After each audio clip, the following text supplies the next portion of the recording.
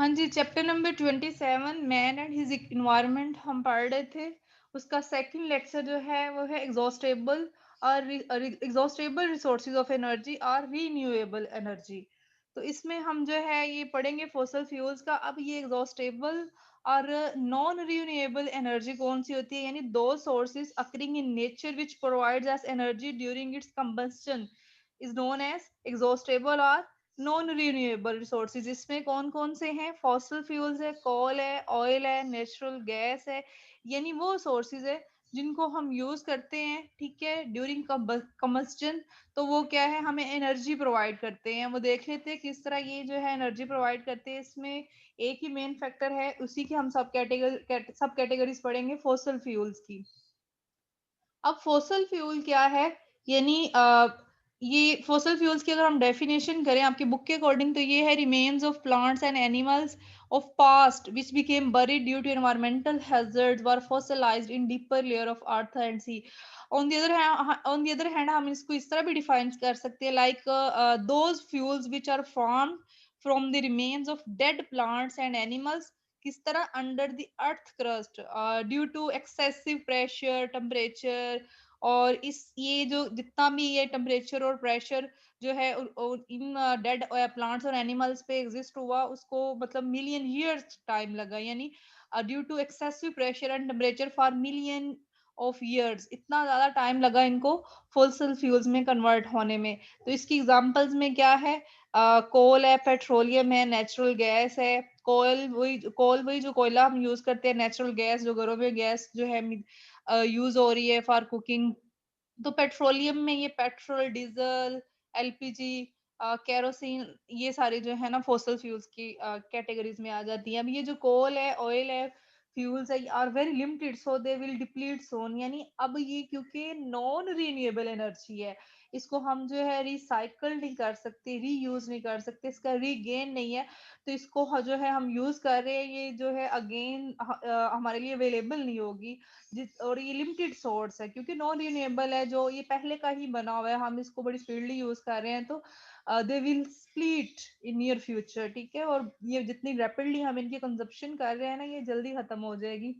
और फिर क्या होगा, हमारा जो लिविंग लाइफस्टाइल है, हमारा स्टैंडर्ड है, वो इफेक्ट होगा, will affect our standard and lifestyle. This source is there for very carefully use. अब हम इसको हमें जो है ना वो केयरफुली यूज करना चाहिए, क्योंकि ये नॉन रिन्यूएबल है। फिर हम मतलब ये सारी चीजें कहाँ से आएंगी, इतनी जल्दी तो बनते भी नहीं है फॉसल फ्यूल्स, ठीक है, इनको मिलियन ईयर्स टाइम रिक्वायर होता है। ये आप यहाँ पे डायग्राम में भी देख सकते हो, एनर्जी दिखाएगी नॉन रिन्यूएबल सोर्सेज की, न्यूक्लियर है, पेट्रोलियम है, कोल है, नेचुरल गैस है। यानी आप इस तरह भी इसका एक जो है वो फ्लो चार्ट भी बना सकते हो। सन है, सन से अंडर मतलब फर्दर प्रोड्यूसर प्लांट्स है, प्लांट से एनिमल्स हैं, फिर एनिमल और प्लांट्स जब उनकी डेथ हो जाती है, जो डेड ऑर्गेनिक मैटर्स होते हैं वो फिर किस पे कन्वर्ट हो जाते हैं?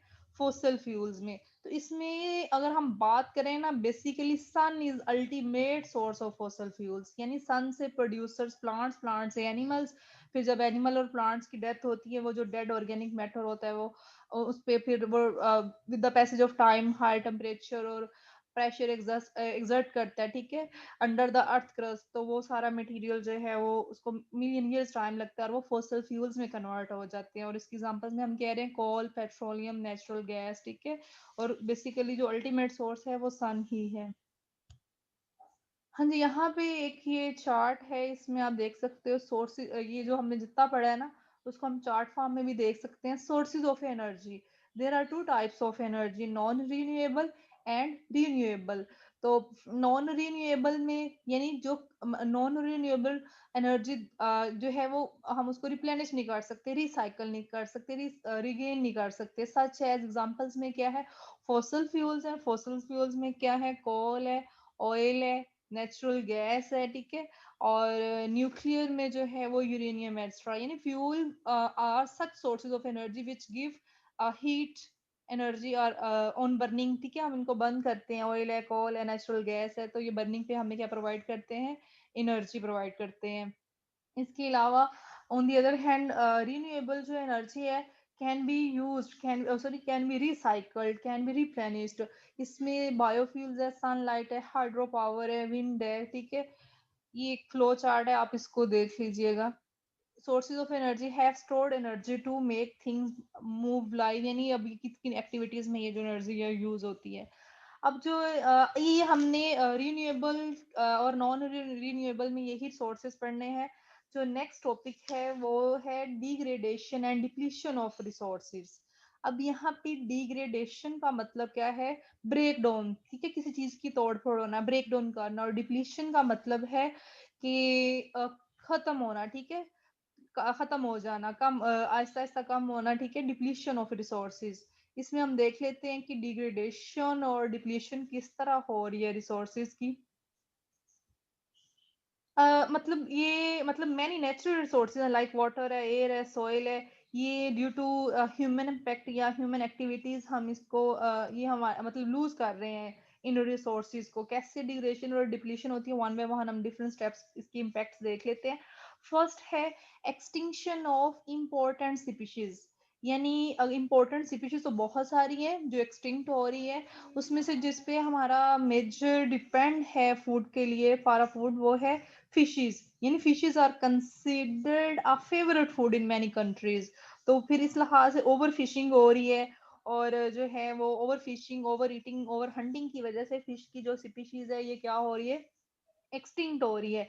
तो नियर फ्यूचर फिर जिन कंट्रीज का ज्यादातर, ऐसी कंट्रीज जो मतलब नियर सी लैंड है या वहां पे ज्यादा इन्हिसार उनका फिश पे ही है, तो ओवर फिशिंग की वजह से फिश की स्पीशीज जो है एक्सटिंक्ट होती, एंडेंजर्ड है, एक्सटिंक्ट भी होगी है कुछ स्पीशीज, और कुछ फ्यूचर में हो जाएगी। तो फिर उनकी जो फूड फूड चेन है वो डिस्टर्ब हो जाएगी, यानी उनका तो डिपेंड ही बेसिकली फिश पे है एज अ फूड। तो फिर वो मतलब क्या खाएंगे?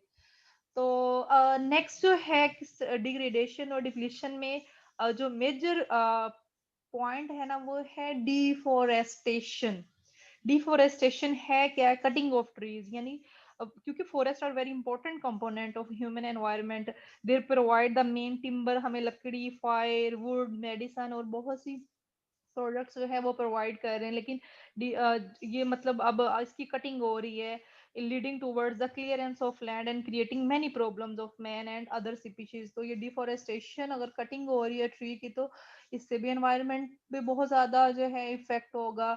रेनफॉल जो है वो डिस्टर्ब होगी, पोल्यूशन बहुत ज्यादा हो जाएगी, ऑक्सीजन की डेफिशिएंसी हो सकती है, ये इनको हम देखते हैं। यानी अब नेक्स्ट है लॉस ऑफ वाटर। अब क्या वाटर की परसेंटेज में भी कोई कमी है या इसकी क्वालिटी में भी कोई ये वाटर की क्वालिटी भी डिग्रेड हो रही है या डिप्लीशन हो सकती है, क्या सीन है? तो like water is our natural resource and we can not live without it. It is important factor of living things. तो एक्सटेंसिव यूज हो रहा है वाटर का, नेचुरल रिसाइकलिंग जो है वो अफेक्टेड हो रही है, वाटर साइकिल अफेक्टेड हो रहा है, रैपिडली इसका यूज हो रहा है। यानी हम फजूल जो है जहाँ थोड़ा पानी यूज करना, बहुत ज्यादा ऐसे टैप ओपन कर देते हैं। यानी लिमिटेड हम ये, हालांकि ये लिमिटेड सोर्स है वाटर भी, तो इसको भी हम जो है बड़ा इसका एक्सटेंसिव यूज कर रहे हैं। लाइक ओनली 30% लैंड तो है जो 30% लैंड है, बाकी 70% तो वाटर ही है। लेकिन फिर भी टेरेस्ट्रियल एनिमल जो है, पॉपुलेशन इंक्रीज हो रही है, पॉपुलेशन के इंक्रीज होने की वजह से जो है वो सोर्सेज ज्यादा यूज होंगे। उसमें से वाटर जो है इंडस्ट्रीज में, डिफरेंट कंस्ट्रक्शन में, इस तरह ये रिक्रिएशन में, यानी बहुत ज्यादा यूज हो रहा है। ये ओवर यूज जो वाटर है ना, ये अफेक्ट करेगा natural recycling of other nutrients components. So हमें जो ये वाटर को भी जो है वो रैपिडली मतलब इस तरह यूज नहीं करना चाहिए, सोच समझ के यूज करना चाहिए। इसके अलावा जितना भी हमारा ये जो सीवेज होता है, सीवरेज वाटर होता है, उसको भी उसके लिए ट्रीटमेंट के लिए भी मेथड्स होने चाहिए ताकि हम रिसाइकिल कर सकें, वाटर के लॉस को बचाया जा सके। जो डेवलप्ड कंट्रीज है वहां पे बकायदा सीवरेज का जो वाटर होता है उसे रिसाइकिल किया जाता है बाय डिफरेंट मेथड्स, उसको रीयूज किया जाता है। अच्छा, नेक्स्ट जो है वो ये फॉसल फ्यूल्स है, कोल, ऑयल, नेचुरल गैस।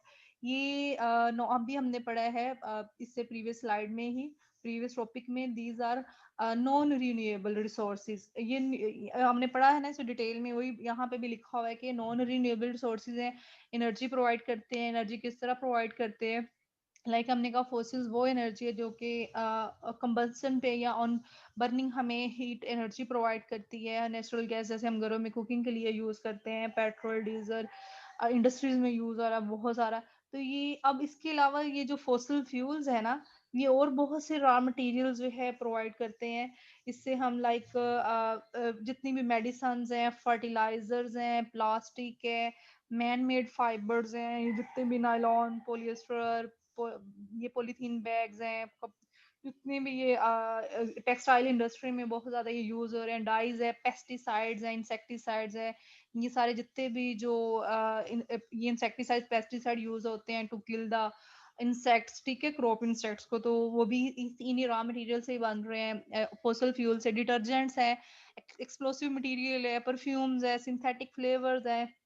इसके अलावा मेकअप की जितनी प्रोडक्ट्स हैं बेसिकली वो इन्हीं से ही आगे फर्दर जो है वो बनाई जा रही है। कह रहे हैं अब अगर हम इन सब रिसोर्सेज का अनवाइजली या ओवर यूज या एक्सटेंसिव यूज कर रहे हैं और बहुत रैपिडली यूज कर रहे हैं तो क्या होगा, is leading to the depletion obviously.